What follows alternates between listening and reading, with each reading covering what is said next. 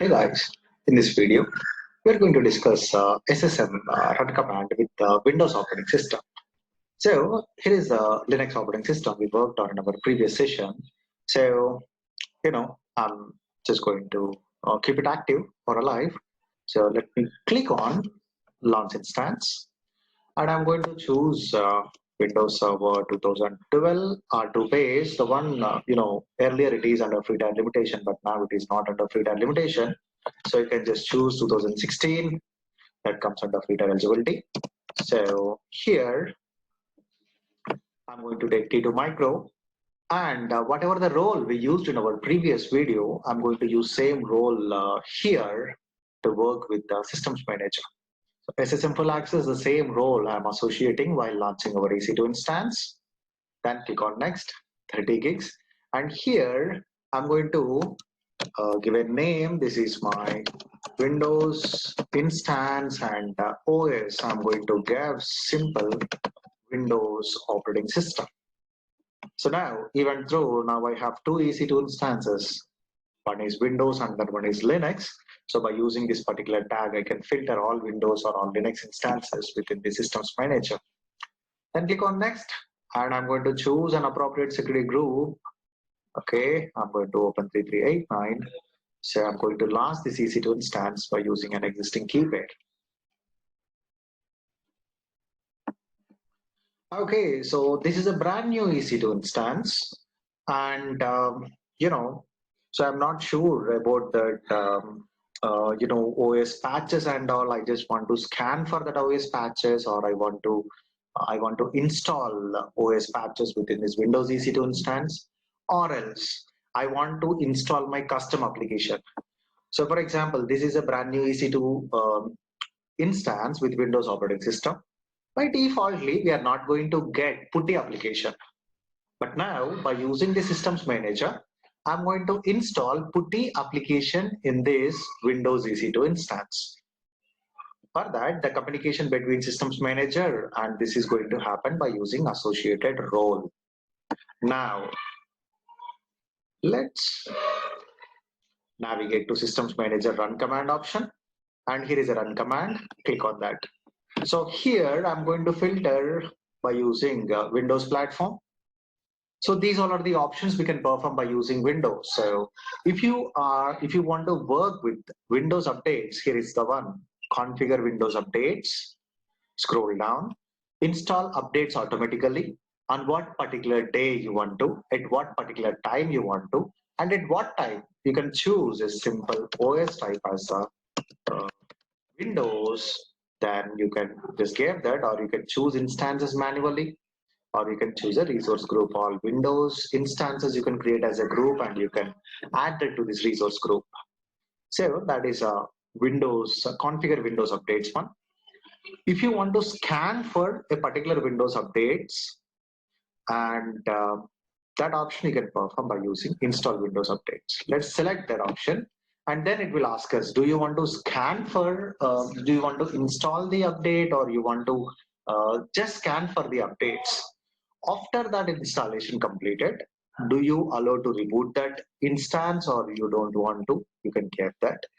And generally Windows, Windows catalog, you can find KBase, different knowledge base articles for every single update. So you want to download one particular, you want to download one particular KB update, you can get that. Or you want to exclude one particular update, you can get that KB ID. Or categories, we have categories like critical updates or security updates, you can get that. Or you even can give a severity level. For example, you want to install all critical updates, you can simply give critical updates here, or published days old, published days after, day before. You can give all the options. Again, how you want to filter, you can give this. So now, as I mentioned, I'm going to install an application. Here is the AWS install application. Select that, then scroll down here. I'm going to install. So as I selected, do you want to install, repair, or uninstall? You can get that. I'm going to install, and the installation type. So you can give in place upgrade, or you want to uninstall that existing one, or you want to reinstall that, you can give all the parameters. And here is a source. Where is your .msi file or .exe file? So you can use in two different manners. One, directly you can just get the, uh, that particular MSI file download link. See here, if we copy this link address, whenever you give this is pointing to that particular MSI file. Or else you can just download this and you can upload this file to an S3 bucket and just make it as a public temporarily, then install that. For example, I have that MSI file in this particular bucket with a name called putty.msi. So I can simply give this URL. So now what happens, this particular file is going to download from this S3 bucket to all the given EC2 instances, and it is going to perform that installation. So I am giving that source path here, then targets. I'm going to choose instances manually. Then I'm selecting, but this time I'm going to choose tags where OS is equal to Windows. Let's just cross check that. I'm going to select tags where OS is equal to Windows. See, now I have two EC2 instances, both are in running state, but is it showing both the instances? When we select choose instances manually, it is showing only one EC2 instance. Why? Because the selected option applicable to only Windows EC2 instance. So that is why this SSM agent is going to list only Windows platform instances here. So I'm going to give where OS is equal to Windows, then click on add. Then if you want to give any other parameters or rate control or where do you want to write that output and all, you can just give that. Then scroll down, click on run. Now it is in progress. So once this is completed, you can log in and you can verify whether that is installed or not. So see here, I just given a tag, but it picked an EC2 instance by using that particular tag, and that is installing here, and it is showing a success. Let's quickly verify that. So for that, I want to log into this particular EC2 instance, but whatever the security group I'm using, that does not open the RDP port number. Let me quickly open that. Click on edit inbound rules, add role